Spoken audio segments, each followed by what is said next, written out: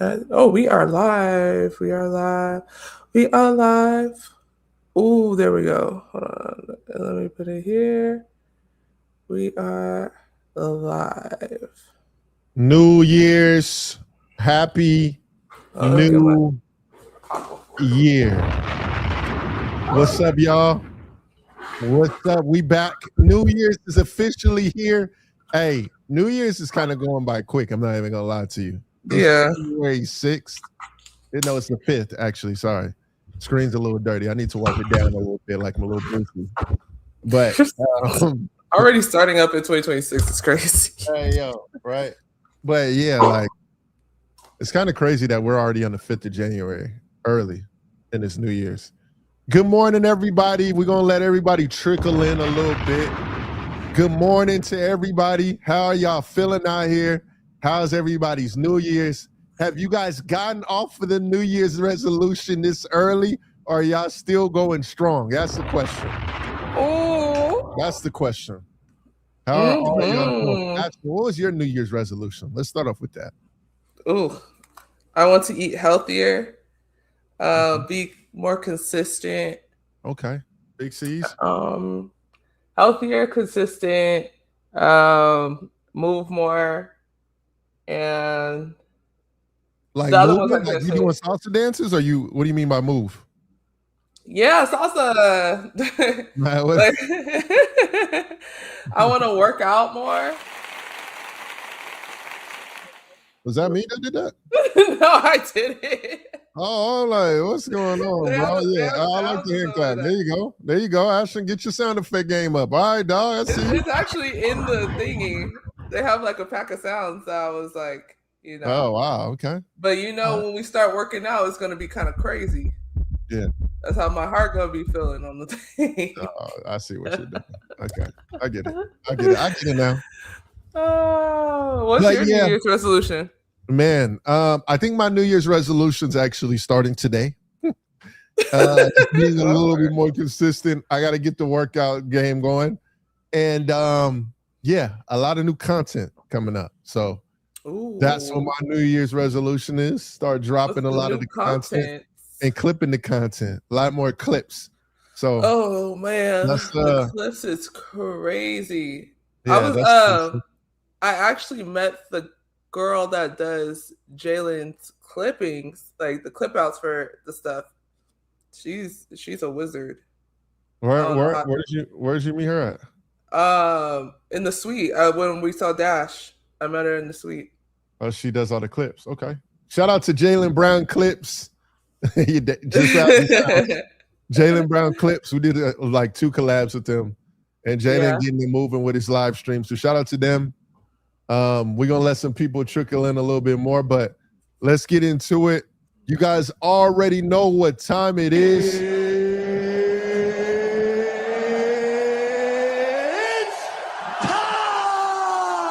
It's time for you guys to. It's time for y'all to.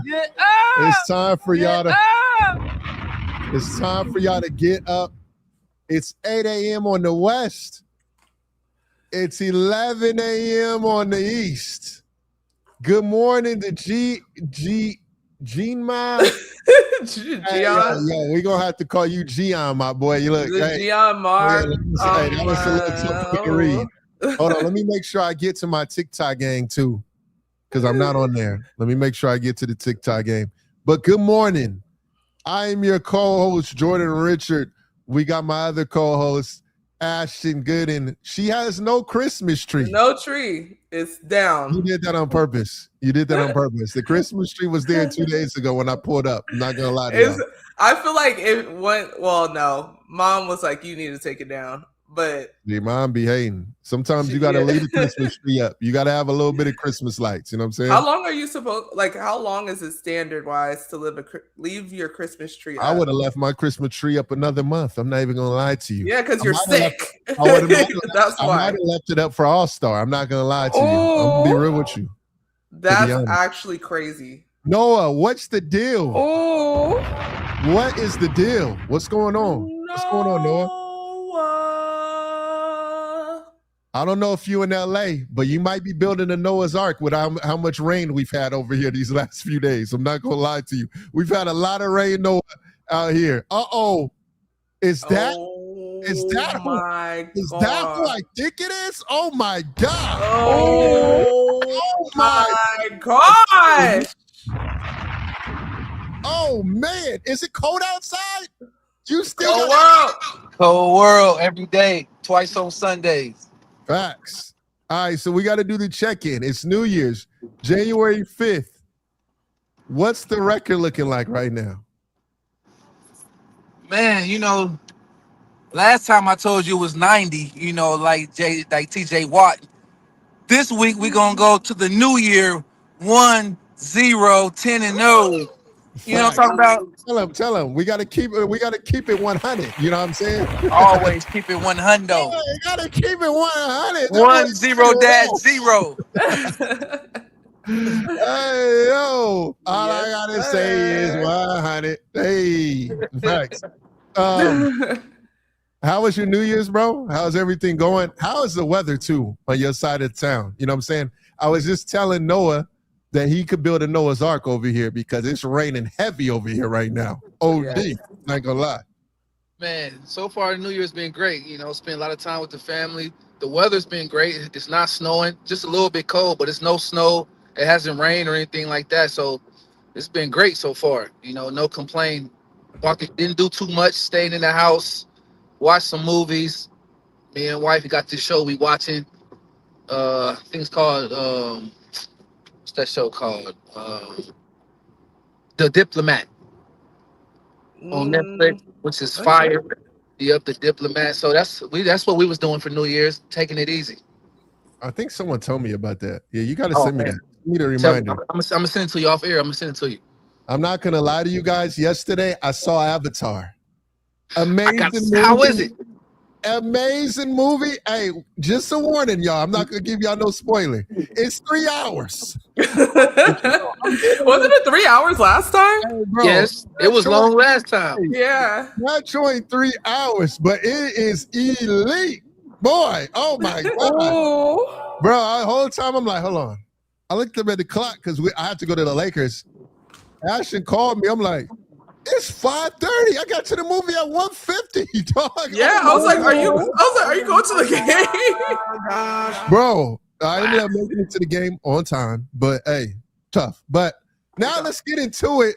What's your New Year's resolution, Norris, before we get into it? And it's no New Year's resolution for me. It's just a continuation of what I've been doing.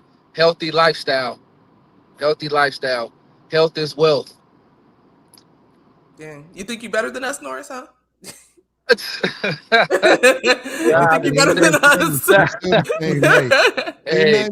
We still the same. Never, never, never, never change. I'm never changed. This is day every day. I never change. Hey, we got Mike James in the chat.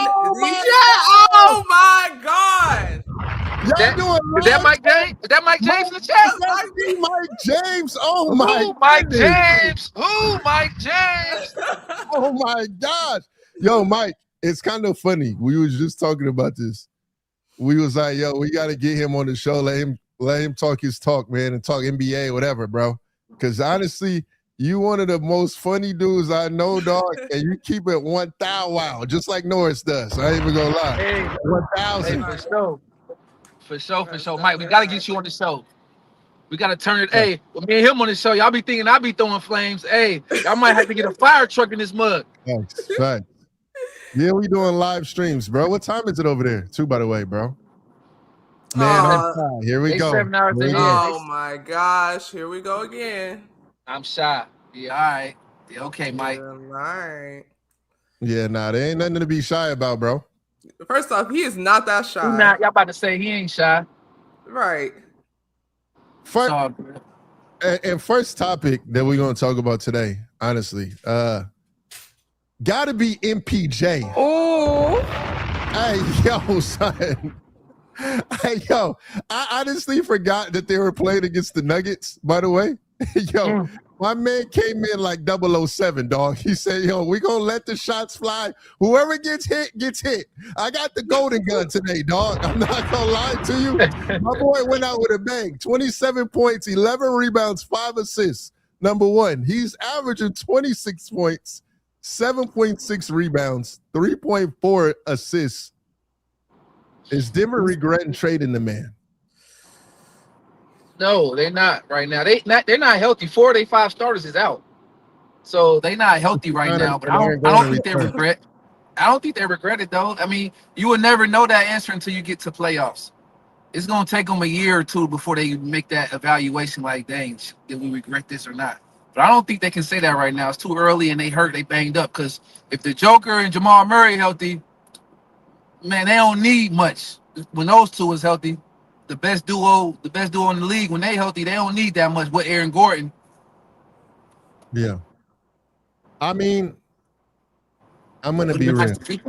I like when MPJ was on the team because you know when Jokic throws them corner 3 reads, you need a dude that's going to let it fly.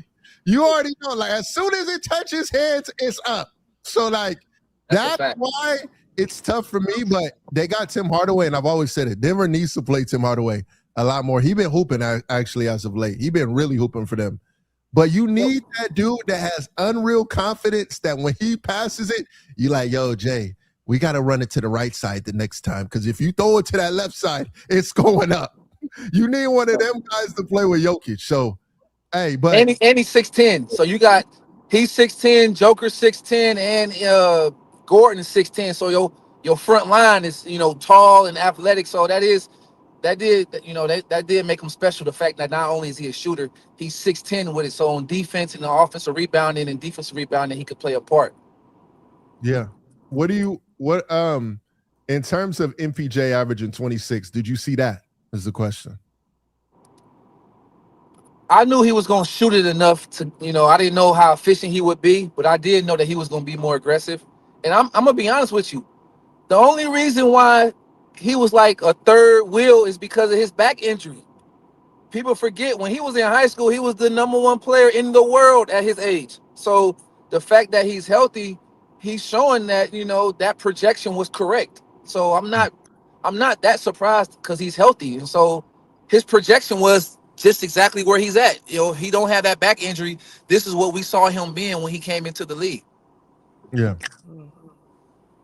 I don't think people remember he was the #1 player in the country. Like, yeah, he was all through his high school. He was crazy. He was projected to be one and done.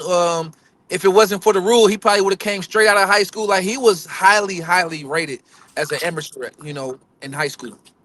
Yeah, and honestly, bro, where's that guy that diagnosed him with the back injury? Because you were wrong.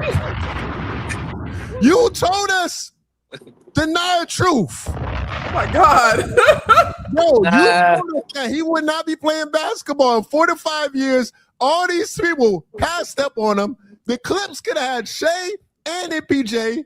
They didn't end up going that route. I ain't going to throw no shade, but they did it because they thought MPJ's back wasn't going to be there. And MPJ felt like 16 or 17 in the draft, which is crazy because people said he's not going to be able to play in 5 years. Oh, bro, his back, though, was messed up, though. Like, even he'll tell you his back was messed up. It's like a blessing, bro. Sometimes God work in mysterious ways, bro. It was a blessing in disguise for him maybe not to go that high because his back really was jacked up, bro. I'm going to be honest with you. It was messed up. It's just divine intervention, I guess. I mean, his body healed like no other. I guess he's just supremely blessed. That's all I can say. He went to Avatar land and he let the trees and AWOL heal him because you're stupid. That boy now healthy and he cooking. And then next thing, you know what, MPJ? We let Jaylen Brown do the live streams. You allowed to get your podcast mic back. Yeah, get your. Wait, hold on now. Yo, wait. Hold on now. I'm in the chat, y'all. Let my man. My man averaging. Hey, look, when you averaging 26, 7, 3.4 assists. Get the mic back from the field, 39 from 3, and shooting 82. You allowed to do what you want to do. Talk that talk. I don't know, y'all. That was a little spicy. Get a man the mic back. I'm not gonna say too much, but the women was serious. There's always two perspectives. He's allowed to have his perspective. Listen, everybody's allowed to talk their talk. Everyone's allowed to talk their talk, but that stuff was woo. He was spicy, that's for sure. He was definitely extra spicy. It was muy caliente. Muy caliente. Yes, it was. I was like, oh my God. But I will say he's a testimony for whatever is meant for you is for you. So that's a fact. Because his back, he got one of the best comeback stories in sports. He might have one of the best comeback stories in sports if he keep this up for the rest of his career. Back injury is insane. Bro, back injuries are OD. Without your back. No. And I'm sure he has days like he balling out, but I'm sure he has days during the week where it's like he probably can't even move. And he rest and do his treatment, whatever he has to do. You can't move because we could read his numbers from December 21st all the way up. 24 points. December 23rd, 28 points. Minnesota the next day, 27 points. Golden State the next day, 27 points. Cooking up. Denver, 27 points. It don't look like my man is moving different to me. It looked like he moving all right, to be honest. Look, top of the morning said no to the mics in the stream. No, hey, we let Jaylen Brown do it. We giving everybody podcast. Jaylen doesn't talk crazy. Jaylen doesn't talk like that crazy though. I mean, he talks spicy just in a different tone. He give it to you intelligent. So he definitely be going against the grain. Like, he's pro. You know what he is, he pro. So he talks spicy. He just do it in an intelligent way that sounds a little less threatening. There we go. That's what it is. It's not attack mode as much. It's received. Yeah, I respect differently. Yep. That's because you tone sensitive, though. You see, you tone sensitive. I am tone sensitive. For all those as soon as I heard the podcast, I was like, yeah, you're a little tone sensitive. That's why it's important to have different podcasts, different voices. Because you got the Jaylen Brown, podcast. Then you got the spicy MPJ podcast. Then you got us. You got to have different flavors. Baskin and Robbins, 31 flavors. Right. We like 31 flavors. Ashten got a soundboard now, so hopefully we get her some custom sounds because she loves the hand clap. But we like the hand clap too. No one said, do you remember the lineup the Nuggets ran into the bubble where they had Jokic at PG and Boba at small forward? Elite lineup. Hey, where is Bobo too, by the way? I was about to ask that. Where is Bobo? Hey, yo, I'm not going to lie. The last time I saw Bobo, he was at our apartment complex. I ain't even going to lie. I ran into him. I was like, yo, what up, B? What's the deal, bro? I haven't seen you in a long time, bro. This is the perfect NBA for Bobo. This is the perfect NBA for him right now. I know. Like, if he got drafted now, he might be top 5 pick. Hey. Where is he? I don't know, to be honest. I've not seen search party out. Put a search party out. Sure. APB out for Bobo. I see what the GOAT. I see what you're doing, the GOAT. Mind you, his tag is the GOAT LeBron 23. Yeah, he said LeBron, Jordan, or Kobe. That's all they want to do is. We're not gonna start the new year off on no. No, we do this every time. But now let's get to the talk. Number one, Noah. Yes, the GOAT. Mike. Yo, you said Mike James. Shout out Mike James, dog. Love what you're doing. Hey, by the way, Mike. Seeing that you top 5 in almost every category, my dog. That's OD, bro, by the way. But let me get to the next. OKC. Don't worry. Oh, OKC versus the Suns. Guys, I'm not gonna lie to you. I'm a little sad. Why are you sad? Because you're OKC. You're OKC guy. Jordan is honorary OKC. I owe the basketball gods. Hopefully this changes a lot for us too. I owe the basketball gods an apology. I owe a lot of stuff I was saying an apology because I was comparing them to the best teams ever. Now, their time can happen still. As of right now, I got too carried away. So I like to say my apology now because I was comparing him to the great teams. But they're still they great. Still have a chance. No, I was putting them at the top of the mountain. Hey, listen, he was talking with the Bulls, with the 2012, 2013 Heat. I was trying to say he was with the Lakers. That's piece. I put that joint right up here to the top. You know what I'm saying? Where you see a little bit, but you know that the fog and the clouds is you can't see it all the way. That's how I was having them, like that, just a little bit. You know what I'm saying? Full water. Well, they still have a chance to be, you know, one of the great teams, but you just move too fast, my brother. You move way too. I try to tell you, take it easy. Let them do it first. If they gonna do it at all, just take it easy, young brother. I know Norris was in the group chat just waiting, like, nah, I ain't want to throw it in his face. He look. I guess this new year he's gonna take accountability. I didn't have to say nothing. He took accountability, so I didn't have to say true. Nothing. One thing I'm gonna do is take accountability, bro. You know what I'm saying? Yeah. If I get a little too carried away, but early on when they had only lost 2 games, they were looking unbeatable. Then I saw the Spurs have a parade after they beat them, and I'm like, they really must be unbeatable because the way them dudes celebrated after they won, I thought they won an NBA championship. And then they beat them again a week later. They did. Then they beat them 3 times. I'm not gonna lie to you. They beat them 3 times. So after that, I'm like, yo, maybe that team's unbeatable. But can we talk about them Suns? Can we talk about the man Dylan Brooks? Expensive, you know that. Can we talk about Devin Booker, big time shot making ability?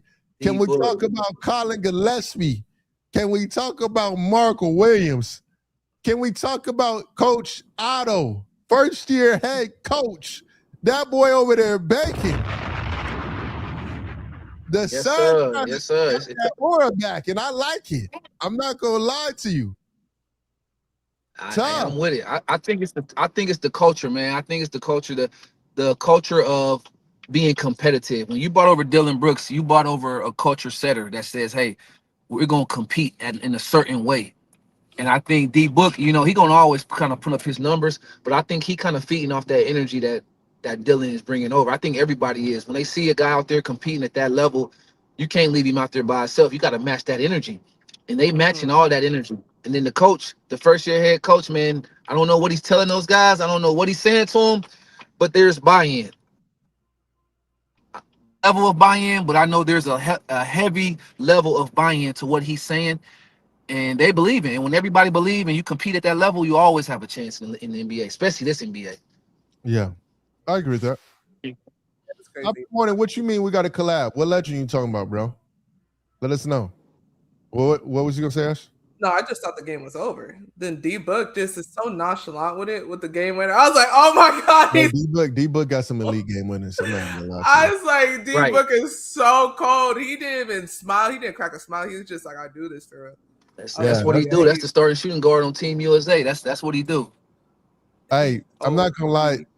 My favorite Book shot got to be the one against the Clippers in the bubble, where he laid down after. That was crazy, bro. The fade slide lay down going was crazy, dog. And Noah, you're not lying. Can't forget about the boy Ant too. He was cooking up. In terms of OKC, how was it for you guys when you guys were the Heat, right? Tell us y'all win streak, and how was y'all situation over there in Miami? What did y'all have a rough patch too, or no? Say that last part again. You broke up. Did y'all have a rough patch when you guys were on the Heat? Didn't y'all win like 27 games? That was the basketball god saying. Yeah, rough patch. Yeah. We won 27 in a row. We didn't start the year off like great, like how like OKC started off the year great, but we got off to a decent start. But then we just got rolling, and so that 27 game win streak will seem like a whole season in and of itself, because you got to remember we coming off of back-to-back finals already. So to be able to have that type of sustained focus after playing extended into June back-to-back years, you know, that's kind of tough physically and mentally. But we just took it one game at a time, and we didn't even realize until like after we had won 10 in a row, like that's cool. Like, damn, we won 10 in a row, but we still wasn't thinking like about no record or nothing like that. Then you get to like 15 in a row, and it's just like, man, we just playing really good basketball. It's like once we got to like 20, it was like you can't ignore it. Even though we never really talked about we never talked about it until after we lost the 27th game or 28th game. Other than that, we never even talked about the streak. We just kept playing basketball because we always understood it was championship or bust. So nothing could replace the winning the finals. There was nothing we could do in the regular season that could replace us winning the finals. So we knew that no matter how many games we won in the regular season, it only mattered if we won the chip. So we were just working on getting better, focus on getting better, focus on getting better. And then obviously the news coverage just kept getting better, higher, higher, higher. So after we lost that last game, we was kind of relieved, honestly. We was like, whew, all right, cool. We acknowledged it for like 10 seconds in the locker room. Coach let us acknowledge it. We talked about it and we said, all right, now let's go win this championship. That's what we said. We was like, man, it was a great streak. Now we can focus on getting healthy and go win the chip. Because we did ours towards the end of the year. We didn't do it at the beginning of the year. We did ours the middle towards the end of the year. So it was like guys started resting for a couple games after that because we had some guys that was banged up. But because we was on the street, Cass was like, man, we playing too good to sit out. Like, we got to keep this rhythm, keep it rolling.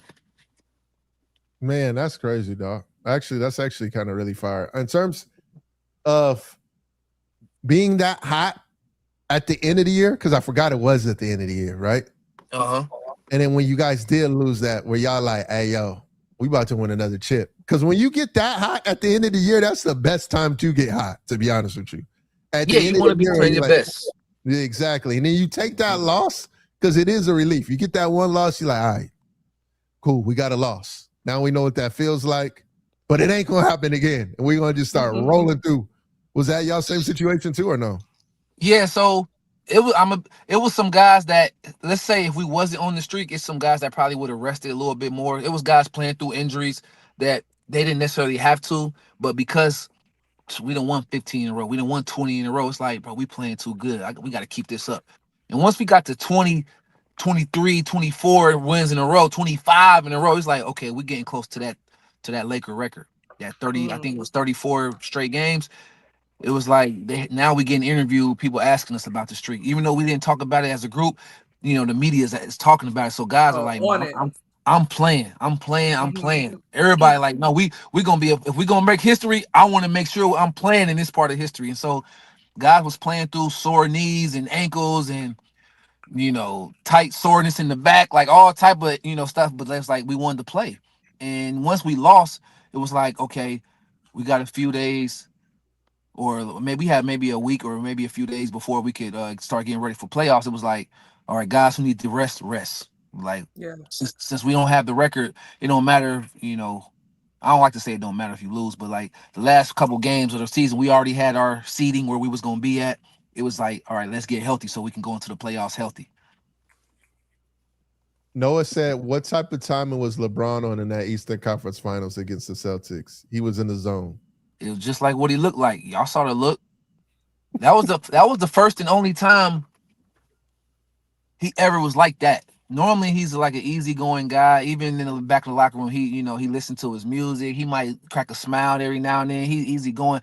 That was like the first time where he was like serious and didn't talk to nobody. Like after shoot around or after like walk through or whatever, he didn't smile again until like after the game. Like he didn't crack us. Like, that was the first time. And normally, like Jordan and Kobe are like that all the time. Like LeBron is the opposite. LeBron is like listen to his music. He might crack a smile, say a joke every now and then. Brian Luce back then, he was cool with it. He liked to have fun. But that game, he didn't crack a smile. Like he didn't talk to nobody. He didn't make eye contact with nobody. He was just like in his zone. Like we was like, okay. And then when he got out there on the court, we was like, okay, like go ahead and lead us. Like go ahead and do this thing then. So we were just following his lead. Like he had never took the lead like that before. But it was like that game was like, I'm not letting us lose. I'm not losing, and I'm not letting us lose. And like, no matter what Boston did that night, it was nothing that they was going to, because he could have scored 50. Like he took his foot off the gas once the game was won and the game was under control. But he could have scored 50 or 60 if the game would have been closer. He would have scored like 55 or 60. Is that the game where you had the meme? Is that the game when what? Where you got the meme where they show like him like he's hunched over and he got that like look on his Yeah, Oh yeah. That's my what they call God. that's what's called the look. They call that the look. Hey, dog. That I'm is telling you, scary as he was heck. so what locked was the in. vibe in the locker room that day then when y'all played against them, bro? Like, did the Well, music, we was the always music serious playing? against the Celtics. No, The y'all were Celtics is like always our serious, but now what's the vibe like that particular game? Y'all go into the locker room, right? Brian ain't talking to nobody, right? So what Yep. is poster drawing up? YV and said the demon. Yo, facts. Bro. Hey, yo, go ahead. We go to So it was the vibe is like how it always is. It's the playoffs. We going to Boston. We are losing. You gotta remember, if we lose that game, we're eliminated. So it was a serious vibe already. But when LeBron's vibe was different, it's like everybody's vibe was, you know, we was all serious, but like when we seen his vibe was like extra, it was like extra different. Like, everybody was locked in. We was already locked in, but like when we seen how locked in he was, it was like we can't let this man down for his legacy. We can't let ourselves down for our own, the Heat legacy. So we was all locked in. It was like I it want was you to laser paint the focus. picture for the people. I always do this. What was the series and everything? I know what the series was. I just want people to know. You know what I'm saying? That are So watching. we was down 3-2. They had stole the game in Miami, going to Boston. So if they win the series. I think they win the series 4-2. But instead, we won, tied it up 3-3. Then we went back home game seven and we took care of business. But we was down 3-2. They had stole the game on our home court. Rondo had went crazy. And so if we lose this game, the big three is probably broke up. If we lose this game, it's gonna be trades. The big three is probably broke up. All of that stuff. Oh People my gonna look God. at LeBron totally different. That people gonna start saying whatever they gonna say about him. All this was gonna happen. All of this was about to happen if we lose this game. And in Boston, Paul Pierce and them gonna rub it in. They was gonna rub it all the way in. so so we had a lot, The riding on that legacy was game. dependent on this. Oh Oh my yeah, facts, facts. It would God. have Oh moved to man, three. it was big. You gotta remember, Ashton. You gotta remember now. We had already won a chip, but you talking about Brown was trying to be in that upper That room. Brown category. trying to be in that upper room. So if we don't take care of business, that gives people more ammunition to be like, nah, nah, nah, nah. He definitely ain't in the upper room. So he showed that game like, hey, I'm one of them. I am one of them. In that game, he showed it. Rondo will tell you, talk to Rondo and Pierce and them. They'll tell you, bro, he was on a different energy that game. He was on a different wavelength that game. I'm not trying to go and get well, we need detail. All right, so Jordan's Okay. trying to What you dive what you want to in. know? What you want to know?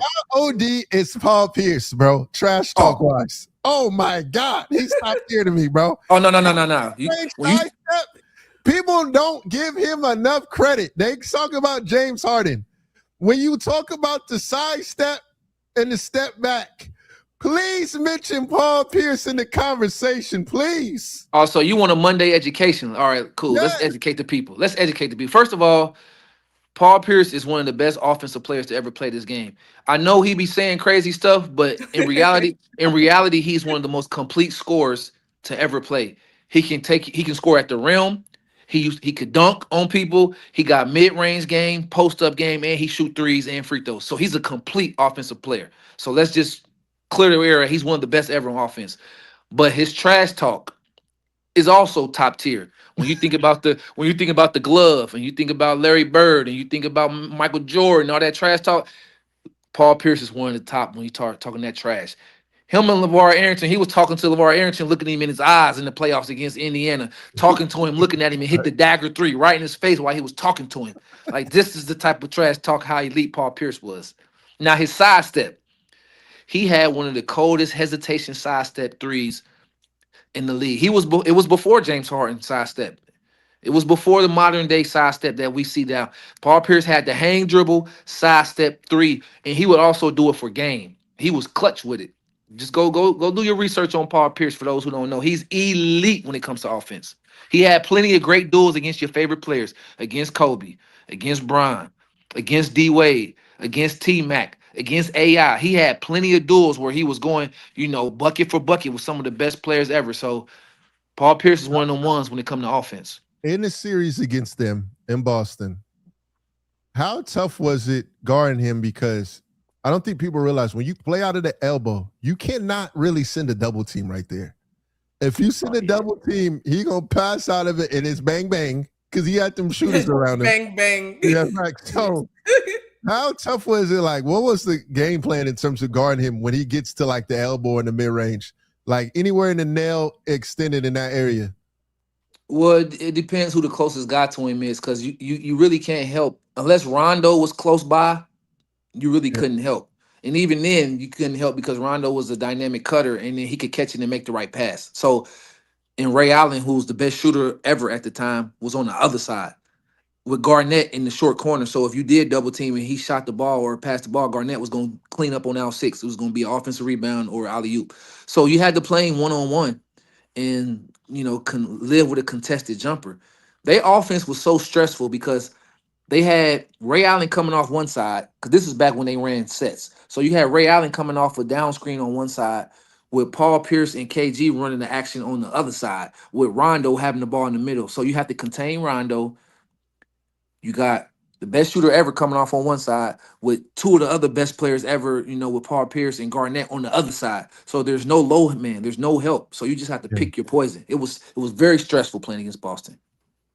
Very stressful. Oh my very stressful God. playing against Boston. Can I get one trash talk that Paul Pierce said to somebody, bro? Do you remember at least one game? I don't know nothing. I don't know Has nothing. he ever trash talked to you? Nah, not really. Cause I didn't engage in trash talk. I was like a mercenary. I was just doing my role. You know me, I was going hard. I was out there picking up. Like, I need to know old school trash talk. Like he would say stuff that I don't even repeat. You got this toot on me, dog. I feel like he can't repeat that. Yeah, you can't repeat some of the stuff that they were saying, but like man, you can repeat. And you can look. This is what we'll do. This is what we'll do. We'll get D Wade on, and D Wade can tell you some specific things that he was saying. But like he say some stuff that I won't repeat. But he definitely talked the talk. He talked the talk. Give me some edited version, bro. What you talking about? I need one edited version, dog. Because you said D Wade. Obviously, yeah. Say, go ahead. This mup can't guard me. That's and when he say that, this mup. Nah, I know D Wade or somebody saying something back. So of course, and man, listen, it's not for me. It's not for me to say he say. That's against policy. Just know when we was out there, out there in the war, when we was in the arena. Wait, who was about to back off? Pop it back off to him. Like them two, you knew they're going back and forth. Or bro, listen, it was collection because everybody was talking, Ticket talking, Rondo and D Wade talking, Paul Pierce talking. Bro, it's okay. What about this? Like you see Paul Pierce talking to someone. What's the craziest reaction you've seen from the person receiving that from Paul Pierce? It was no crazy reaction because you got to think this is the playoffs. It's not like the regular season. Like Cass is locked in, so there's quick responses, and then sometimes there's no responses. But it's nothing like lingering because we playing for the Eastern Conference Championship. Like this is not like where you can be in your feelings. Like we were so locked in. The trash talk was trash talk, but it was like when you locked in, you hear it, but you don't hear it. There's a quick response, and then you keep going. So I can't really like I said, I'm not gonna give you like play by play because like we was in a real war battle with them. And once you when you in the arena, when you in the battles, when you in the war, that's kind of like sacred. You know what I'm saying? So for sure, who from today's generation can match up with Paul Pierce's trash talk? Nobody. Maybe Ant like to talk trash.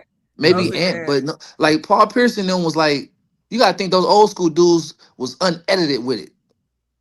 This gen can't survive. Man, these dudes so sensitive now. They so sensitive.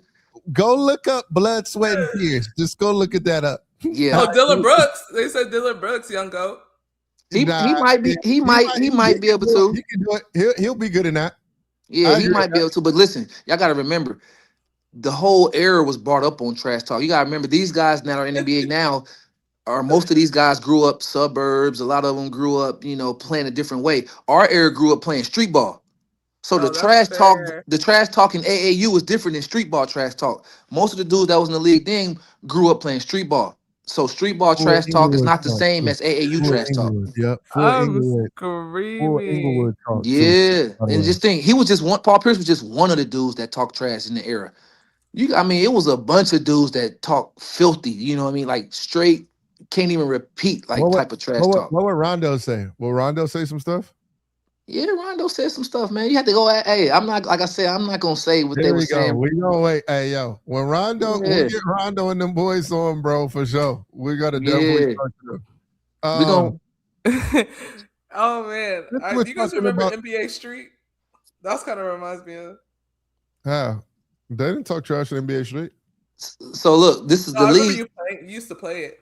Now NBA Street was dope, but you gotta think the philosophy in the league was different back then too. So now, the commissioner and the partners, they want a cleaner cut league. They want a softer league. They don't want it to be like a urban type of league anymore. So they kind of discourage certain trash talk. Like if you say certain things, they give you a tech. If you say certain things, they might suspend you. They might say, you violating certain rules and laws. So they can't even say some of the stuff that they used to say because of the way the structure of the league is now. I wish it wasn't like that. I miss, bro. I like the bow and arrow and the threes and all that. I think that's clever, bro. You can't do bow and arrow. You can't do bow and arrow. You almost can't do nothing shooting now. You can't shoot. I didn't know you can't do bow and arrow. That's kind of people used to go like this and shoot them in his face, bro. It's crazy. Man, they used to do that. They used to throw up. They used to throw up hand signs. Bro, they used to throw signs up and all type. They used to throw it up and throw they set up. Type in Paul Pierce, blood, sweat, and tears. That's all I'm gonna say. Right. That's all you gotta do. If you don't understand what I'm saying, just go watch what Jordan just said, and then you'll understand what I'm trying to say. I can't repeat all this stuff. No, that's fair. That's fair. Mr. AI and Kobe trash talk facts. I need to get in the lab with Paul Pierce and MJ. 100. By the way, Paul Pierce, me and him got the same birthday. That's crazy, right? Dang, that is. He gave me. He signed before one of the games. I asked him before the game. I said, "Can I get your shoes? Can you sign them for me?" And after the game, he had signed them and sent them over to me. So I was appreciative of that. I still got them to this day. That's fine. That's dope. Love that. I like those kind of stories. That was the thing back then. It wasn't the jersey swap. Back then, it was the shoe swap. Get the jersey. I mean, the shoe sign. Oh yeah, I can see that. Since we're talking about the Boston Celtics, Jaylen Brown, and I see this is why Ashton's wearing her Berkeley hoodie. Wait, hold on. I've never seen Ashton wear her Berkeley stuff ever. Look, she zoom in. She said zoom in on that. Now she's feeling great because this man Jaylen Brown have 50. Jaylen Brown, gotta put it on. I'm gonna be honest with you. We was at that game. He scored 50, but when you went to that game and you watched him play, I'm gonna be honest. That was the best game I've ever seen Jaylen Brown play. Number one, in terms of it felt like he didn't miss a shot. Like from the start of the game to when it got to the third quarter, there was at least 7 possessions where I was like, oh my God. Dog, he might not miss the rest of this game. That's the only reason why I say that in terms of shot making. I'm not saying this was his best performance. It was just the best game shot making wise that I have seen and been to, that I've been to. I haven't been to the playoff games and stuff. You get what I'm saying? I didn't go to those, but I've seen Jaylen play on several occasions live. That game there, man, in a regular season, elite. Him against Kawhi, elite. 50 that's tough. A half a century is elite. Thanks. It's a lot of talk out there saying he's showing that he's not second fiddle to Jason Tatum. That's going to be the talk now. Should he be the number one option? Is it his team now? They doing all they can to try to break those two up when both of them are elite players. Jaylen Brown is showing that he could be a leading player, though. He's showing that he can do it. I don't know if he can. I'm gonna be honest with you. He's been waiting for this moment. Not even 100% to Jason Tatum. It's no disrespect to Tatum. I'm just saying he's been waiting to prove that. yo, son. And he proven it. And he And proven it. he went on the microphone 2 times and said, "I'm the best two-way player in the world." Hey, and he's standing on it. And his performances is it's not crazy to say that. Facts. It ain't crazy to say that. Now I mean, and I mean, that used to be Kawhi Leonard all day long. Mm-hmm. That was Kawhi, but he ain't been healthy enough to be able to go to that level. I think he's right when he says he's the best two-way player in the world. Over Shea? Yeah, because he's a better defender than Shea. Shea plays good defense, but Jaylen Brown is like an elite on ball and help side and shot blocker. Like he Yeah. do it all on defense. And Okay. he accepts the assignment. He guards the Lucas, he guards the Shays, he guards all of them.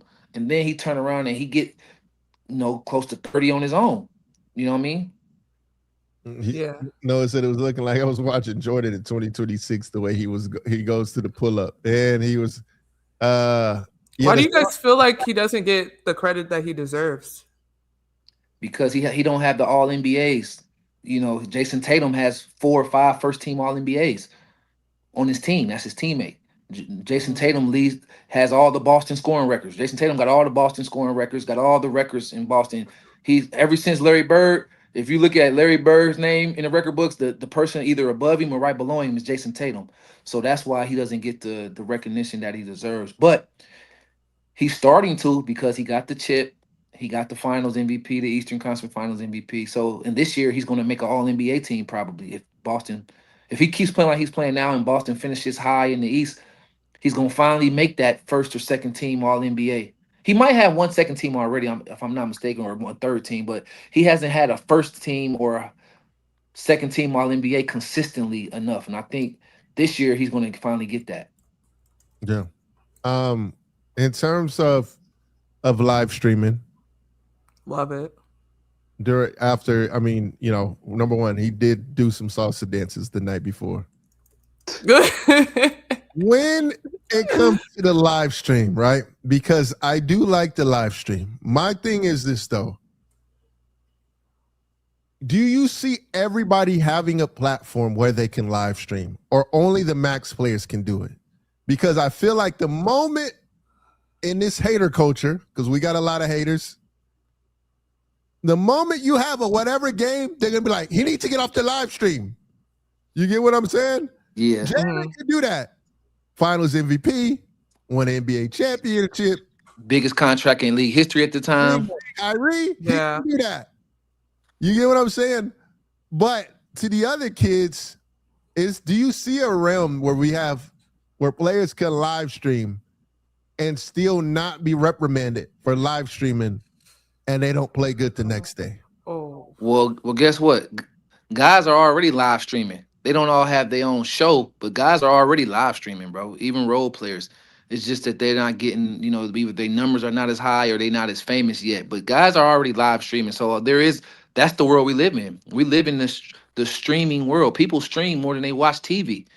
That is so there are role players that are streaming. Now, if they start to get super recognition, they just have to be willing to live with the little criticism that they might get if they don't play well. But I think people have grown up in this era to where it's not looked at as something crazy.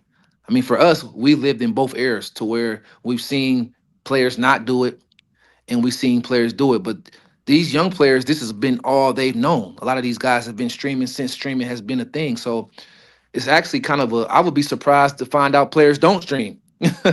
Honestly, because I mean, just think, what's McCain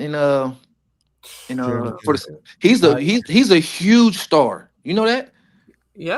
From streaming and TikTok and all that, bro. He's a huge star, bro. We're gonna go into Jordan's. We talked about Paul Pierce. He's SoCal. We got another SoCal. His name's Jeremy McCain, and he's from the IE Bay too, by the way. Bro, I didn't even realize how big of a star he was until I went to a game and I took some of my players. They was able to go to the game and meet some of the NBA players and stuff like that. And all the girls like, can I meet Jeremy McCain? Can I meet Jeremy McCain? I'm like, who is that? Like, you talking about the young dude, the young guy that was like, and I had to ask around, say, who's this guy? And one of the vets was like, bro, he's a star. These young kids, this with the streaming world, bro. He's a star. Like I didn't realize how many endorsements and stuff he already has already.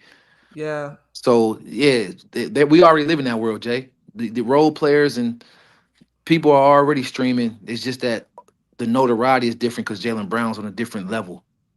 Yeah. The fact that people knew Jared McCain from TikTok and didn't even know he was a basketball player, bro. That's what blew me.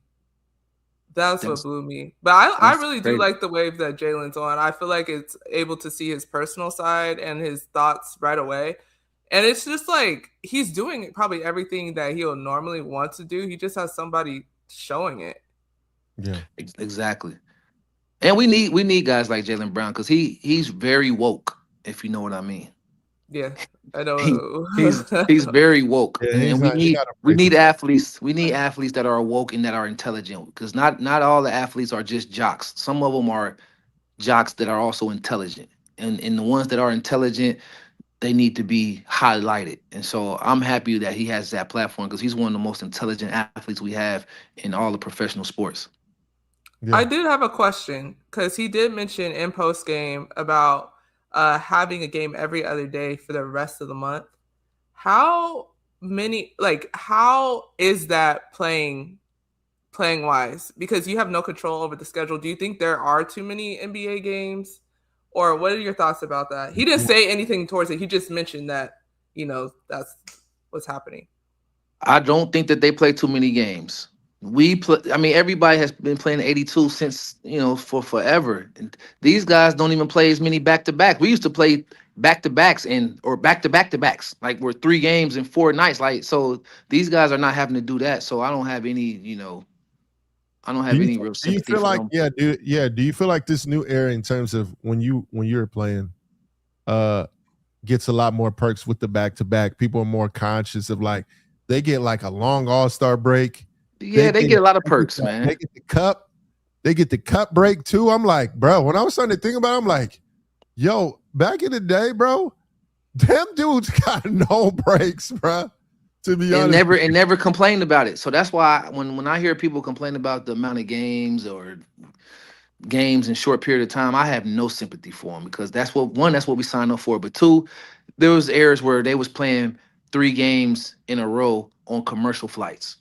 These dudes, we getting, you know what I'm saying? We get charter flights, playing every other day. You get a rest. You're not practicing hard either. When did the private flights start? They've been a while now. They've been chartering for a while now. But when you get charter flights, you're not practicing hard. This is your job to play basketball. I never met a bunch of people who want to play less basketball. 82 games is enough games. You get charter flights. You're not practicing hard. Show up and play. Getting paid millions of dollars, play, bro. 60 million? Yeah, play. Playing every other day. Just to be clear, he wasn't complaining about it. He just mentioned that. No, I know that. I'm just saying 60. But for everybody out there that asks why they play so many games, it's the media rights deal. That's how you get the money that you get. It's because there's so many games. Each company has the amount of games that they can play. So you got NBC, you got Amazon, you got ESPN.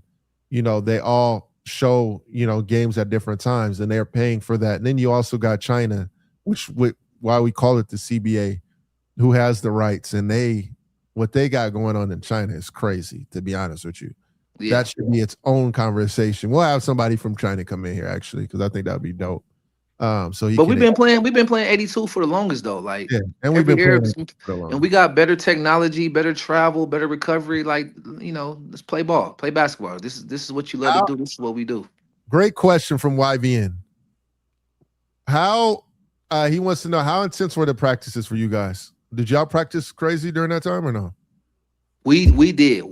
Now, not every team did, but we definitely practiced in Miami. We had full contact practices, full length practices, 2 hour, 2.5, 3 hour practice. We had that in Miami where we had to wear mandatory mouthpiece knee pads. When coach said, all right, mouthpiece in, knee pads up, that means it's live. That means we going live, full contact. We had that. Now, not every team did, but some teams did, some teams didn't. But we was one of the teams that we laced them up and we had live practices going against each other. First team versus second team, we playing. So yeah, it was intense, and coach mixed the teams up too. Sometimes you had starters versus backups, and then sometimes you had mix and match. You know, Brian versus D Wade, me against Rio, UD versus Chris Bosh, Birdman versus versus Joel Anthony. Like it was like, it was like that. Like we was going against one another. Mike Miller versus Ray Allen, like type situation. You know what I mean? So it was intense practices. Iron sharpens iron, and then we would recover. We had guys that you could practice hard because you know why? It's only 2 hours, 2.5 hours, and then guess what you do? You go recover. You go home and be a professional. A lot of guys, they scared to practice guys hard because the guy's gonna come back tired and sore the next day because the guys are not gonna do the And the necessary treatment to recover. I feel like we talk about injuries so much and the fear of injuries now, too, by the Mhm. way, more than ever. I mean, now people get a little nick and they be like, hey, yo, we got to chill out. We got to shut you down for a couple games immediately. Whereas like Kobe and all them, I honestly would never even think about injuries with them dudes because I was just accustomed to them playing, just being honest with you. Because your body has to build up a tolerance, though. That's the thing. When you always constantly resting, you don't give your body a chance to build up a tolerance For to sure. go up to I agree go with up against that feeling of that. weakness. Like when you're working out, lifting weights, you're not really working out unless you feel some type of burn. And Yeah. then guess what? You have to push through that burn. And guess what? Sometimes it hurt. And it hurt like heck. It hurt. But you got to keep doing it and doing it. And then guess what? Now it don't hurt at all. Now you consider strong. It's the same thing with your body and playing basketball. Sometimes you have to play through discomforts and it's going to hurt, but the body has to build up a callus, a tolerance, and then that's how you get in supreme shape. Yep. I agree with that. On to the next one. On to the next one. On to the next You one. expensive, you know that. Uh-oh. Gotta bring up. Uh-oh. Hey, we'll bring it up. LeBron James. We already talked about him. Luka Doncic. Yesterday, they got the win yesterday. Cool fashion. At first, I was a little worried. I'm not gonna lie, because if they would have lost, the whole world would have exploded. Because they were down big. They honestly should have lost that game. But they ended up having a great comeback in the third. Going into Luka, just saw a stat. Luka Doncic is averaging the most points since Kobe Bryant. I don't know if he's averaging more than Kobe Bryant did. Let me see. You mean as a Laker? As a Laker. Oh, okay. Right? Mm-hmm. When you see stuff like that, do you feel like it's a lot to do with the era? Because Luka actually scoring ability is top tier. Mm-hmm. It's different. Mm-hmm. Or do you think that is more the era, or do you think that Luka could actually still do that even in Kobe's era? I think Luka will be a talented player in any era. The level, how much he would score, I'm not sure if it would be exactly the same, but he would be effective in scoring and playmaking in any era because of his balance, his size, just his flat out ability. Kobe, played in a slower era, so to be able to score 35 points a game in that era with less possessions is very tough. You know what I mean? Yeah. That's super tough. So I don't know if he could outscore Kobe per se. I don't think he can outscore Kobe, but I do think that he could play in that era. I mean, he came from Europe, so I think he's physically tough enough to do it. I think he could definitely play in almost any era. I think he could score and play make. The level, would he average 35? I'm not sure if he would average 35, but I think he can average anywhere between 25 points a game, and no matter almost what era he plays in. Yeah, Kobe averaged 35.4 points in 05 and 06. Oh my God. That's crazy. And you gotta remember he had 60-point games. Luka's only at 33.6. It says that Luka Doncic is league leading 33.6 points per game, is the highest by a Laker since Kobe Bryant. Still didn't reach Kobe. Oh, wow. Crazy. Okay. And the pace is so fast now with no contact. Kobe used to be getting fouled, hacked, broken fingers. You know what I mean? It was a different era, but even with the contact, Luka will still be able to draw fouls because he's 6'7", 220 pounds, 230 pounds. So it's not like Luka's a little guy. So he could play and score in any era. Yeah. I have a question because fans always bring this up saying this generation is the easier generation to score in. Is that true or false? It's true by the rules, by what the way the NBA has a point of emphasis on right now. They have a point of emphasis on player space, player safety, no contact. That's just the rules. That's you can't help. That's what Adam Silver. That's what the memorandum is. That's what they want. That's a point of emphasis.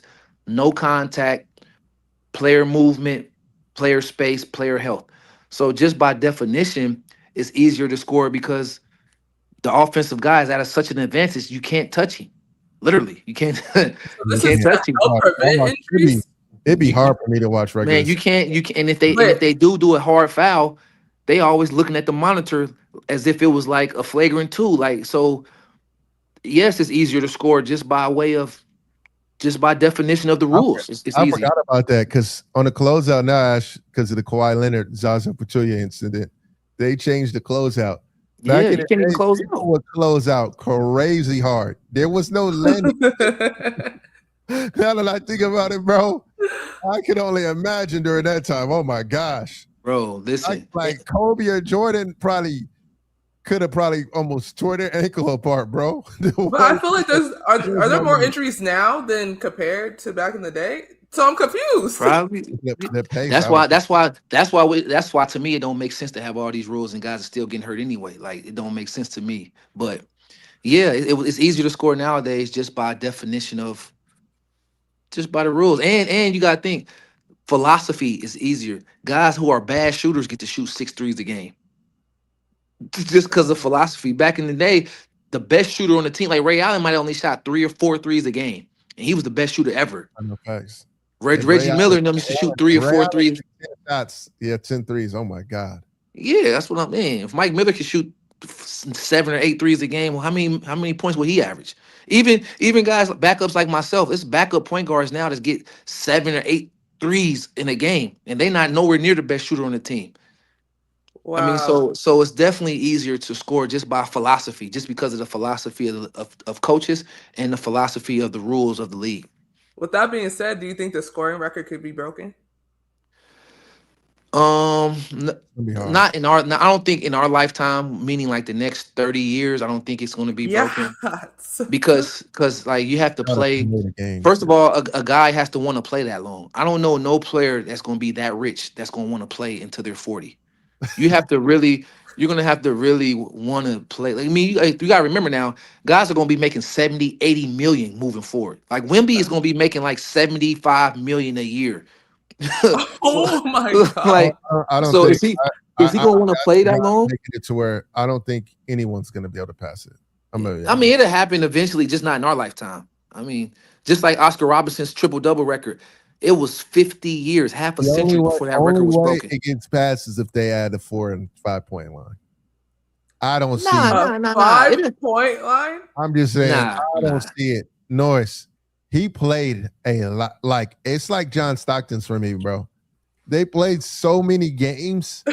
I don't see no one getting there, dog. Listen, you gotta understand. They said the same thing about nobody thought that Kareem. They used to say the same exact thing that you saying now about Kareem's scoring record and about that. Nobody thought that triple-double record would ever be broken. It took 50 years, Jordan. It's half of. We won't be around. You know, we might not be around 50 years from now.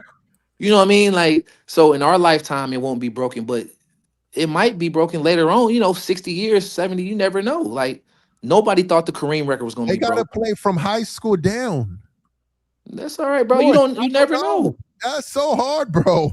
I didn't say it was easy. Nobody said it was easy. I got an extra year on top of that because you know, high school, we don't have the high school rule. That is true. Yeah, that is. But guys are playing longer now too, though. So we don't know. I don't think it'll be in our lifetime. YBN said records are made to be broken. I agree with that. I'm just trying to figure it out because, man. Bro, don't try to figure out. You won't be around when that record gets broke. None of us will be around. I'm trying to figure out if we're gonna be in heaven looking at it and seeing someone do it. I don't know if we are. Hey, we didn't think nobody was if gonna you break try to that. play physical defense on certain players, they're still gonna get a bucket regardless. Like KD will always be KD, Kyrie and Steph will always be them, etc. Yeah, That's not true because with Steph, before Steph became Steph, he might have never got to that point if the league was more physical. We don't know that. I don't Of know. course, He got of real course good that he is at now. physicality though. Now, of course he is now. But I'm saying when his younger years, when he had those injuries and his ankles was hurt, and if they was allowed to beat him up back then, he might have never got to that point. We don't know that. Is That's what I'm true. saying. We don't know. Because Steph would have got hit with a couple of them elbows and got Oh, hit with a bro. cheap shot, the little tap tap. Oh Oh, man, he would have been shooting if he just did that and did some of those dances. Dude might have, really did something to leveled him him, back in the bro, day. off the rip. You would have had, hey, Draymond would have really been an enforcer, bro, every time. He would have been fighting almost every game. The Because, thing bro, is, even him, he would have been small fry enforcer I back might then. know. It was real bigs. You Hey, mean yo, like Zebo? You got guys Ash, like Zebo that's huge back then. You know what I don't know. mean? Ashton never seen Antonio McDice. This dude looked Bruh, like he came straight from Venice Beach. Ashton, it was real bigs back then. Like real dudes, like Ashton, Ben 7 foot, Wallace, 6 foot, Ben 6'10" dudes Wallace. with muscles. It was Yeah, crazy. It's Oh, so crazy. they weren't skinny? heck No. no, Ashton. In this era, bro, shooting the three ball. If you shot the three in their era, you were considered soft. Like it was soft to shoot a three My at God. that time as a And big man. and the philosophy, Ashton. If you came down, we just finished playing defense, and then you dribble down and shoot a 28-footer and miss, you might get Yeah, headlocked. You might in the locker room. We might fight. You're gonna get jumped. You're not Like lying. yeah. So it's just a philosophy difference. That's all. If the philosophy changed, the players can adjust to it. But the fact that these players have never we're now in a generation where like LeBron and KD are the only guys in the league that have seen the old league. They're the only ones that have seen the other league. Other guys that's playing, don't even know what it's like to play in a physical league. So it sounds even crazy to them to even say that. Wait, They look but like Steph wasn't there too? Isn't Steph like 30? LeBron and KD are older than Steph. Oh, let me see. Yeah. Oh, Steph Well, is for sure 6'7". LeBron is. For sure LeBron is. LeBron and Chris Paul. And Steph played in college a longer Yeah, period. he played in college longer. Mm. Yeah.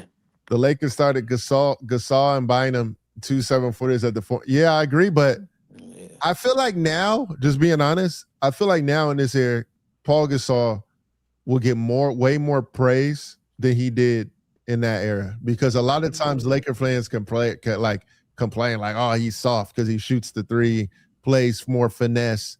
They want a more animal Paul Gasol, but if he played in this era, people would be like, yo, he would get way more praise to me, dog. Paul Same Gasol with and Chris Bosh. Yeah. Chris Yes. Bosh and Paul Gasol, I think in this era will probably get way more credibility and respect, to be honest with you. 100%. For sure. 1,000%, bro. Yeah. Dang, that's crazy. Norris, do you think you would be able to play on the Lakers? How intensified their fans are? Would you ever wanted to play for the Lakers? Played on the Heat. Bro, I played for the Heat. The Heat was the number one team, number one pressure. We was number one. Hey, Ashton, not one, not two, not three, not four. Every time they lose, they cue that up. For sure. Are they sure? Not one, not two, not three. Can they win one? So I've already.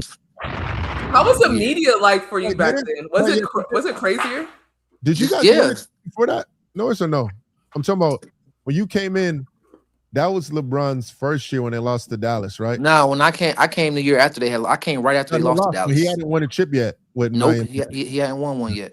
Oh, yeah. So yeah, I could play any market though, because one, I don't get caught up in the hoopla. Like I don't care what's going on. I'm showing up doing my job, and then I'm going home.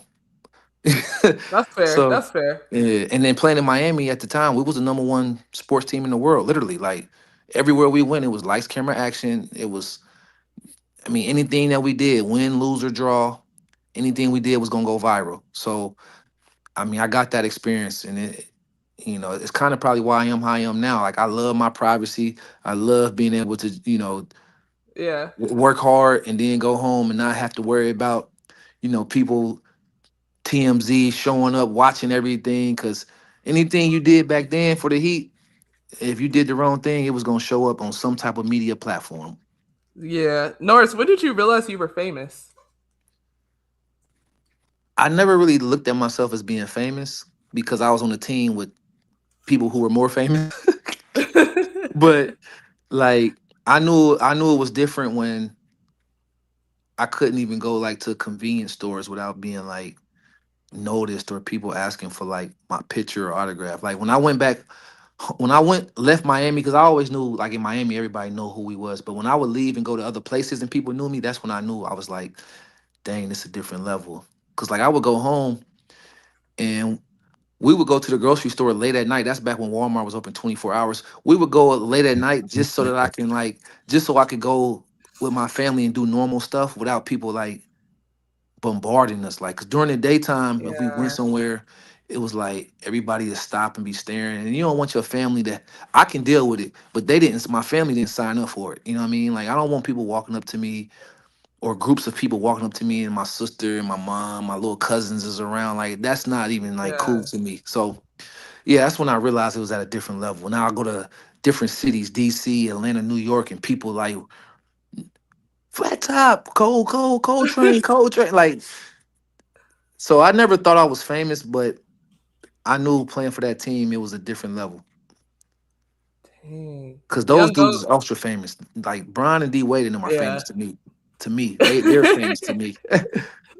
Hey, you're super well known. Every time we talk about you, everyone's like, Norris Cole? Like, they always have to say, like, is there another Norris in the league that I'm just confused about that I don't know? Because they always say Norris and then Norris Cole, like, intisibly.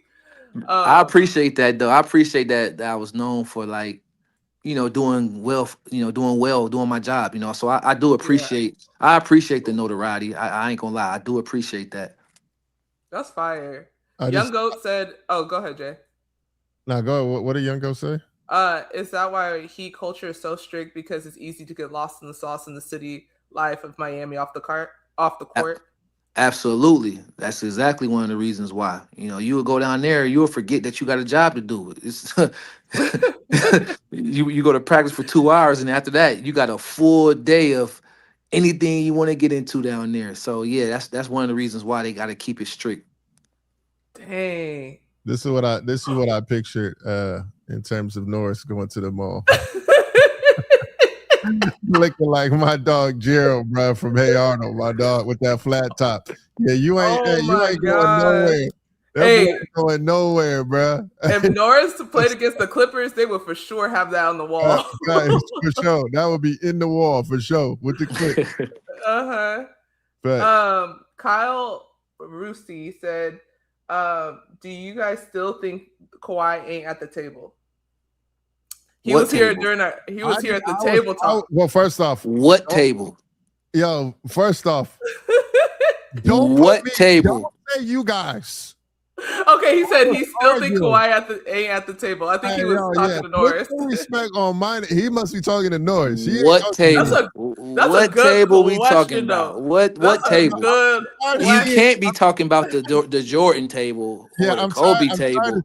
I'm tired of seeing too, by the way, when we see them table pics with the AI and all that, I'm tired of seeing Shaq not in the picture, dog. I am too, bro. Hey, listen, that drives me up the wall when I see that. They talking about Shaq holding the camera. First off, no one's holding the camera. Number one. Wemby might have been the one holding the camera, bro. Number one. Let's just be honest. He would have told the young boy, the youngest person in the room would have been holding the camera. Let's start there. I can't stand seeing it, bro. Listen, you know what? You asked me for a New Year's resolution. I don't really have one, but I just thought of one. I'm not arguing nobody that was born after 2000 talking about basketball. I'm not, because that mean you was a baby, or you didn't really see the Jordan, the Shaq, the AIs, the Kobe's, the Tim Duncan. You didn't see it, so therefore you can't really have no high respect for it. So I'm not arguing with no young people about none of that no more, because you didn't see it. And going back and looking at videos, you can't do it no justice for you because you don't know context. So I'm not arguing with no young people about no more GOAT discussions about none of that if they didn't see and they wasn't growing up in that era. I'm just not. I'm not doing it. I'm not gonna argue. If you think that these new dudes is the best and you're gonna disrespect the old dudes, I ain't gonna let you disrespect them, but I'm just not gonna argue with you. I'm just gonna say, all right, you got it. Because with people who leave Shaq off, you didn't see Shaq. You didn't live in the era when Shaq was doing his thing. You don't know what you're talking about. And if you didn't see Shaq, or if you didn't see Tim Duncan, if you didn't see Kobe, you just don't know.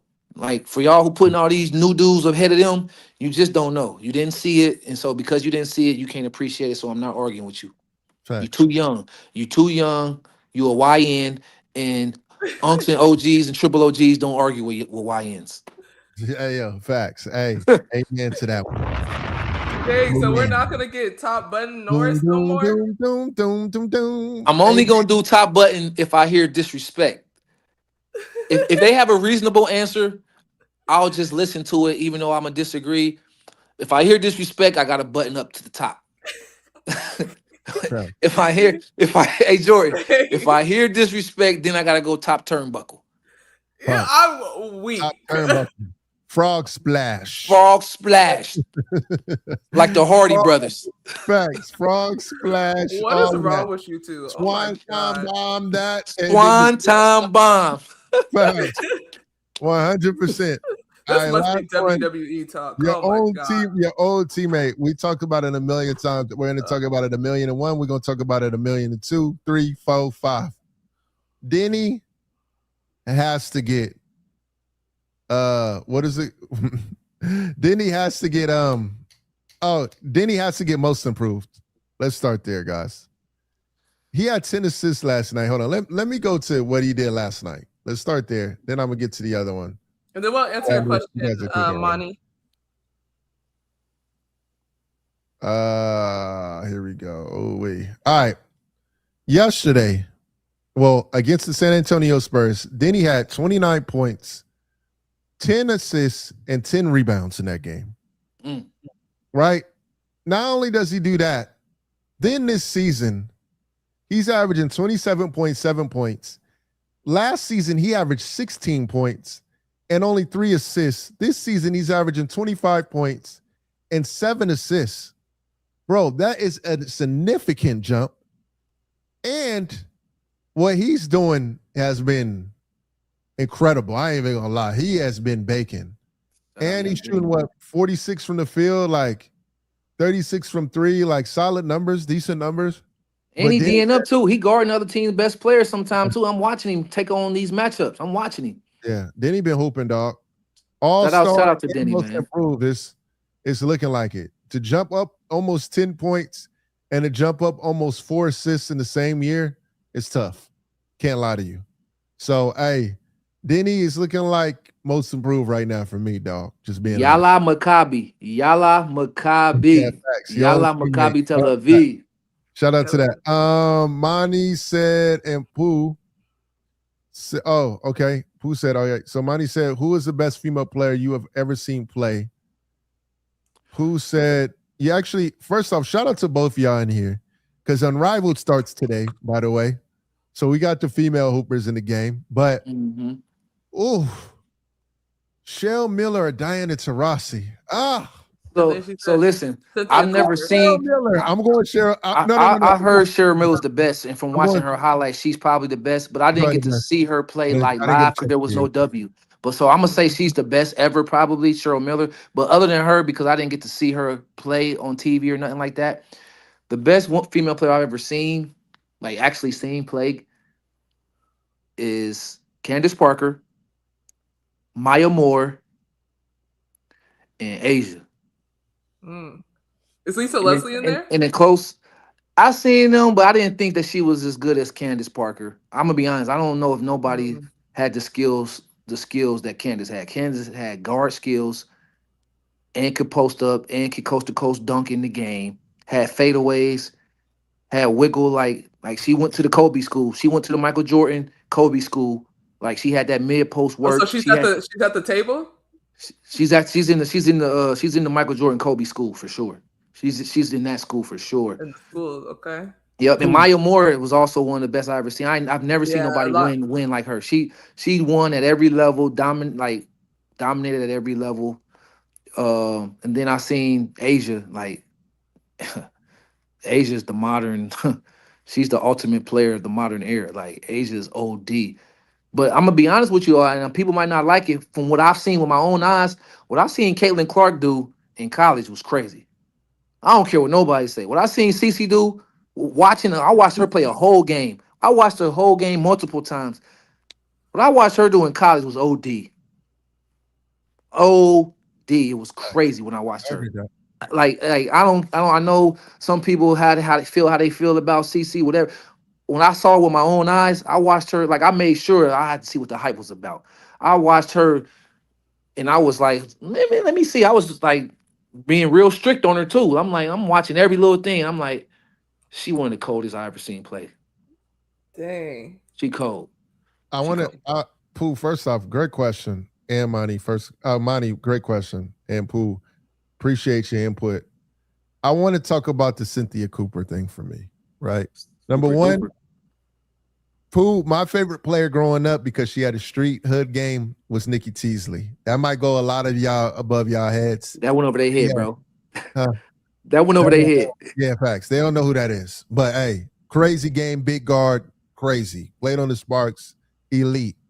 But Cynthia Cooper, when she entered the WNBA, was 34 years old. And she won 3 of them things. Talk about it. And was unguardable. So for me, I would love 34? To say Cynthia. I didn't get a chance to see before that. But to enter the WNBA and win 4 straight, exactly, squeeze. Win 4 straight at 34, 4 finals MVP. Elite. Bruh. Cynthia Cooper is elite. That's why when we see her, I'd be like, hey, look, dog, you had me raising the roof, dog. I ain't gonna lie, she did too. The Comets was my favorite female team. Her and Cheryl Swoops doing their thing, but Super Duper Cooper is actually, you know what? I gotta put her in there too, Jay, because you're right. I was tuned in. I was raising the roof too. Thanks. Raising the roof. Juju, shout out to the homie Juju. Shout out to Juju. One of the hard workers, man. One of the hardest workers out there, man, when it comes to work. How old are you, Mike Jones? Mike Jones, how old are you? If he's over 2,000. I saw when I was covering USC basketball. You know what it is, Monty. I see you, dog. Nikki T had them down, had a street ball. Yep. Mm-hmm. Ivory Latta used to be nice too. I don't know if they know who Ivory Latta is. Little guard from North Carolina. And played in the W. She played on Social Shock too. Hey, Monty, look, one thing about us, hey, Monty, don't sleep. We watch a lot of W over here too, dog. You can have that combo. Hey, I see you try and see and test our basketball knowledge. We can get in the bag when it comes to this WNBA stuff too, dog. You didn't think we was going to talk about no Nikki Teasley today. For sure, I know you didn't think that. I'm very curious. How does she feel about Monty and Pooh? How do you guys feel about Unrivaled and Athletes Unlimited? Also about the WNBA and what they're going through with the CBA. I like this Unrivaled stuff. I like any opportunity that they have more chances to get paid to play and they can stay in America. I like that. I like that. And I respect that. It's another chance for them to. It's also an extra platform for the ladies to to get some exposure, because the more exposure they have, the more their net worth kind of goes up, the more they can kind of ask for and demand, because at the end of the day, it's not just basketball. This is entertainment. And so the more they have marketability, the more leagues they have to show that they're entertaining and people can watch, the more their value can go up, the more they can ask for in the W. And so I think that this is the Unrivaled is a good thing. And it also shows different players' game. There's some players that are 5-on-5 players, but sometimes, the 3-on-3 game, you get to see some other ladies to see some of their real game. So I like that. I like that a lot. Monty, send your IG and stuff in here so we can follow you, dog. If you're a WNBA expert, we like those. So send your IG and everything in here. We're gonna send that follow button right now, to be honest with you. Absolutely. We like that. Yeah, send all that over here for sure. And Noah said, cannot lie, my favorite is Elena Deladon. She was tough. Hey, she was super tough. I watched her at Delaware. She reminded me of, like, I used to call her the female kind of KD because she was tall but had guard skills. Yeah, she's tough. She could shoot that mug. Man, who's your favorite player, Monty? And then Terry Gooden said, "What about the 7-1 player? Did you guys see about that with Texas Tech? Man, they're trying to see if she could play in the season right now, but with all the NCAA rules and stuff like that, they're still waiting to hear back from them to see if she could play. So this is crazy. What were you saying, Jay? Oh, Kalina. Yeah, shout out to Special K, another IE product. You know, we always gonna speak about the IE products because we got a lot of them now. By the way, we taking over the game. Cheryl Swoops, Lisa Leslie get overlooked in the early years. Cheryl Swoops had her own shoe. She definitely was one of them ones. Do you think she got overlooked? I don't think they got overlooked, bro, to be honest. Yeah, that's we can't name everybody. A lot of people are not bringing up Cynthia. They bring up Cheryl Swoops because she had the shoes and all that. So yeah, I call her Miss Swoops. No, you got to be respectful. She is one of them ones now. She's definitely one of them ones. That's for sure. She's one of them ones. But I mean, if y'all didn't know, watch Candace Parker play. Candace Parker walked in the league, Rookie of the Year and MVP. Like, I am the best from day one. She walked in the league with a different type of swagger, with a different type of game. That's why I said she the best that I have seen. I've never seen nobody walk in the league as a rookie and be the best player in no league. I've never seen that happen before. Mike Jones says the female players now are way better than back in the day. Can't even compare. Oh, here we go. See, here you go. Here we go. You see, you just want to rage bait. But I forgot. Mike Jones is the rage baiter of the chat. Yeah, he's rage baiting. I just got done. He does rage bait. Go look at Candace Parker play, bro, and then come back to me and say that with a straight face. Go look at Donna Taurasi play and come back and tell me that with a straight face. He is behind the screen, probably crying, laughing. Right. He's just like, I can't wait to see what they say. Yeah. You got to be kidding me. You got to be kidding me. You gotta be kidding me. Go watch Maya Moore play, and then come back and tell me that. I've seen them all play. Then I'm questioning your IQ if you really think that. I'm really questioning your basketball acumen. Facts. Who do you guys? Last one. It said, who do you guys think has the best footwork in the W? It's hard to say.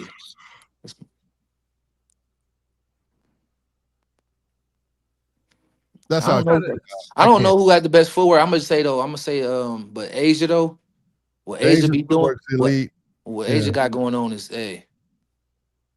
she got a lot going on out there. What about Chelsea? Does Chelsea have pretty good footwork?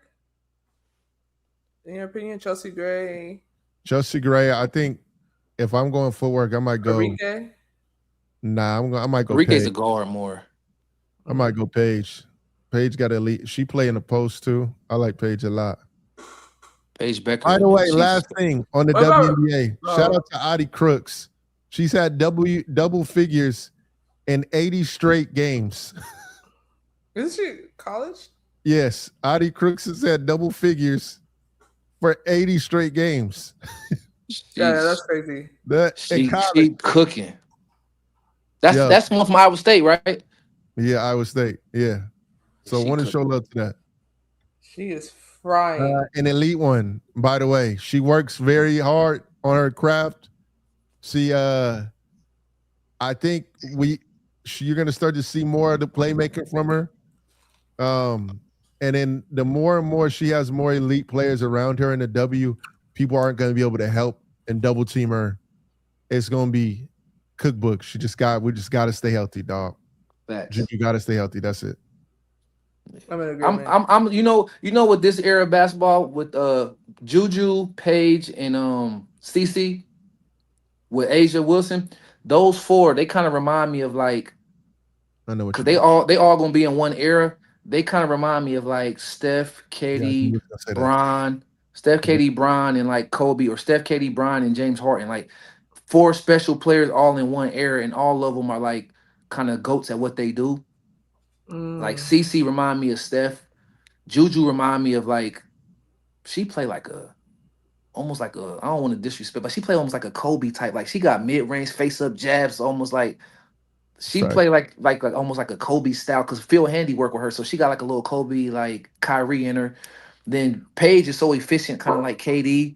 Paige is super efficient, like KD. Like her shot making is just so efficient. Then you got Asia, who's kind of like Bron. Like she's like the bigger athlete, like just overwhelms you with athleticism and skill. Like so, they kind of remind me of that era of the WNBA. Facts. I agree with that. Jordan, talk about it. Talk about the Juju Phil Handy connect. So giving a lot of credit to my dog Ed. I was talking to Ed. This was during COVID. Well, okay, all right, let's go back a little bit. Kobe had passed away this year. I had just gotten back from overseas. I was devastated that I didn't get a chance to meet Kobe. Never forget. I didn't get a chance to meet Kobe like I was supposed to. Was talking to Phil Handy. Phil Handy was like, yo, I want to make sure I give back to the girls basketball wave. So, we talked about it for a few months, but then COVID hit. And when COVID hit, we were in the gym. At this time, you couldn't go to the gym and do some workouts at this time. Everybody was underground with masks on during this moment. And me and Ed talked about a player. He was like, yo, Juju Watkins. I'm like, yo, Juju is tough, right? He was like, yeah, like that's the one. So then I DM Juju, number one. I actually have DM. I DM Juju. I'm like, hey, yo, you want to get a workout in with Phil Handy? I know it's COVID.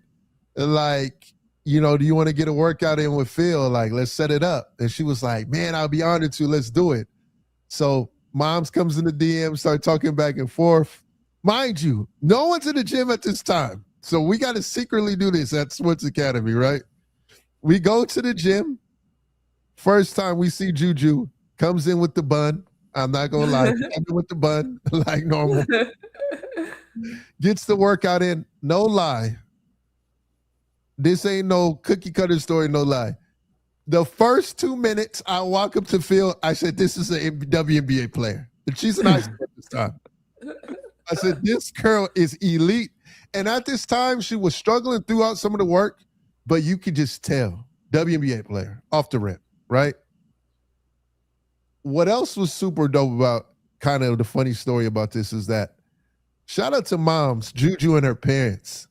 Probably for the first 7 months, I never even saw what her mom's mouth or face even looked like because she was masked up like Future. I'm not going to. She had a mask on every single time. She was not playing around with COVID, dog. Never. Not playing around. And just during that time, you could just tell Juju was a different breed. She would work out with like Chelsea Gray, all the likes of different players. But man, her work ethic has been extreme and has always been solid from A1. And like, she just don't complain, don't give no bad body language. Shout out to Juju, man, because her work has always been elite and like kind of give me the Serena vibes. The ha ha ha ha ha ha. You can't do it like her sound effects. Like, so shout out to Juju, man. Like, it's been a pleasure seeing your journey. I cannot wait till you get back because I know the reason why Juju has not played this year and decided not to play is because when her first game is back, there is not going to be no minutes limit.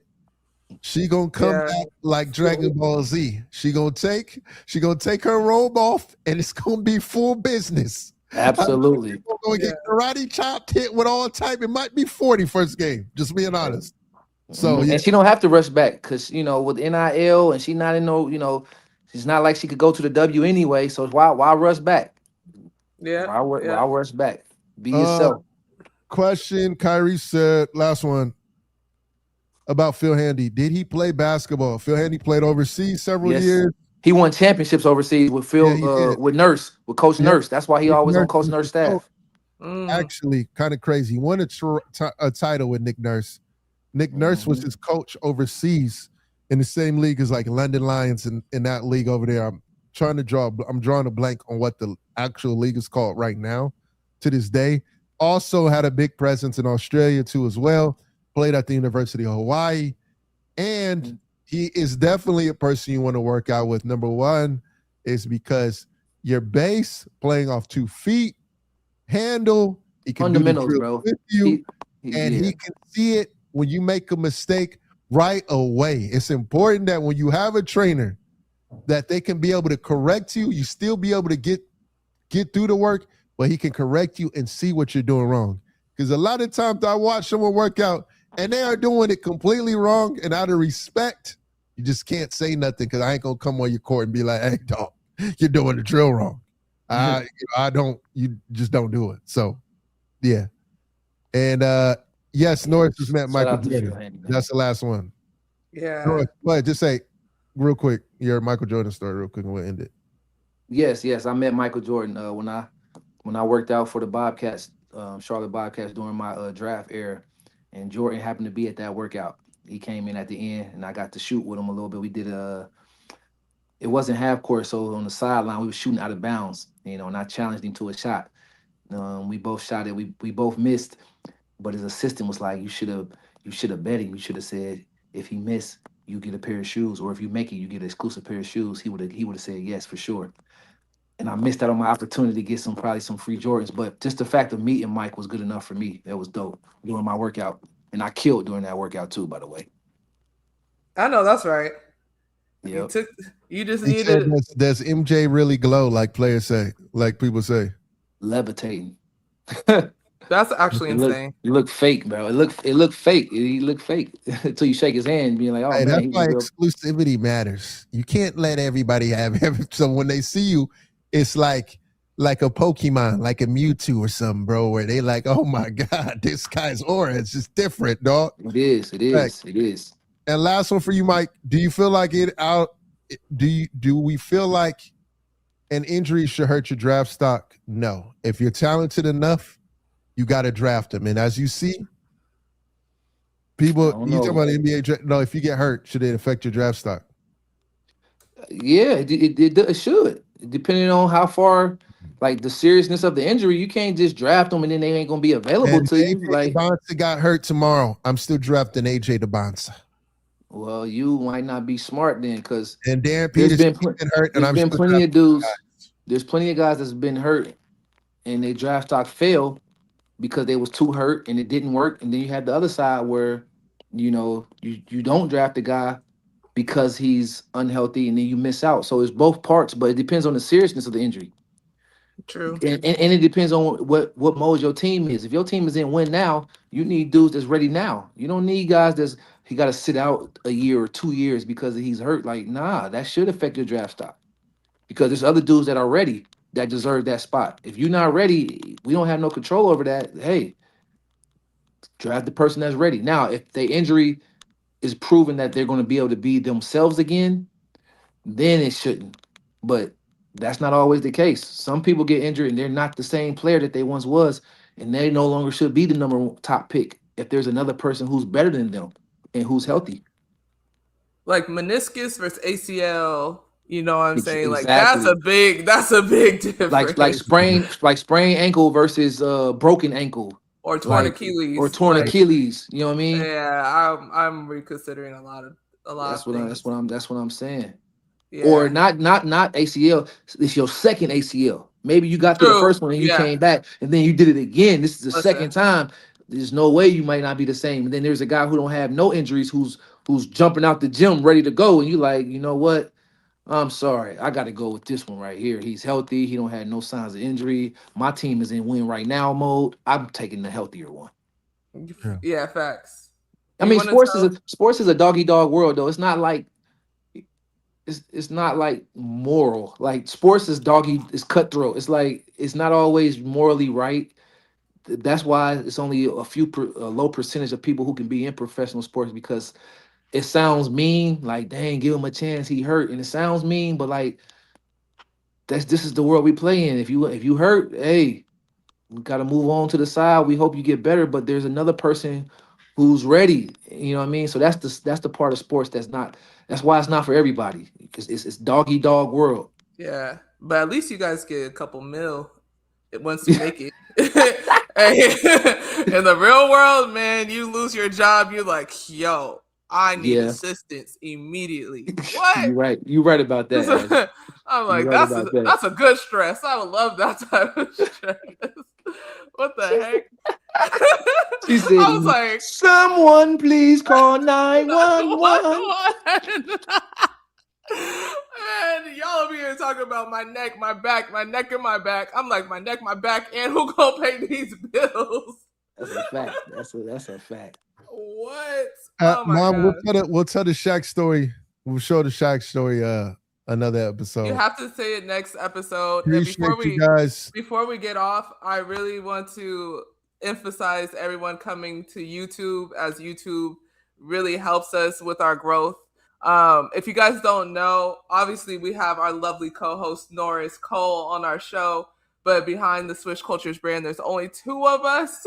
So anything that's going to help us grow in regards to YouTube and stuff like that, please, if you guys can come over to those platforms, that would be super dope. And we'll go into the depths about how we started Swish, how we met Norris, how we met Ray. I think that would be cool to get you guys a little insight while we grow our community on the stream. Yep, for sure. Yep. Appreciate y'all. Make sure y'all follow Swish. Follow Swish Cultures, y'all. Follow and Norris Cole. And Norris Cole. Watch what y'all say on y'all phones, because everything pop up. We talked about Avatar, and all my whole timeline is Avatar. I'm not even gonna lie. I just looked up at my phone. I glanced and saw Avatar. I'm like, golly. Yeah, facts. So she'll get more viewers if you put the show on the main channel. Is this not on the main channel? Yeah, it's on the main channel, bro. Yeah, what do you mean by that? Before we get off, Mike, hurry up! What do you mean by that? Because I'm very curious. Before we hop off, you gotta text a little fast. I could just envision Mike over here like. Right. And we appreciate that feedback too. That is great feedback, because it is on the main channel. But I hope you're not rage baiting, Mike, because anyway, Mike, show up tomorrow. If you're a little too slow now. Tell us, show us tomorrow. The highlight channel. Okay, I'm assuming you're talking about IG maybe, but let us know. You could DM us too on Instagram. What you mean? But we will see you guys tomorrow at 8 a.m. PST, 11 a.m. Eastern. Appreciate y'all. Have a good rest of y'all day. Yes, sir.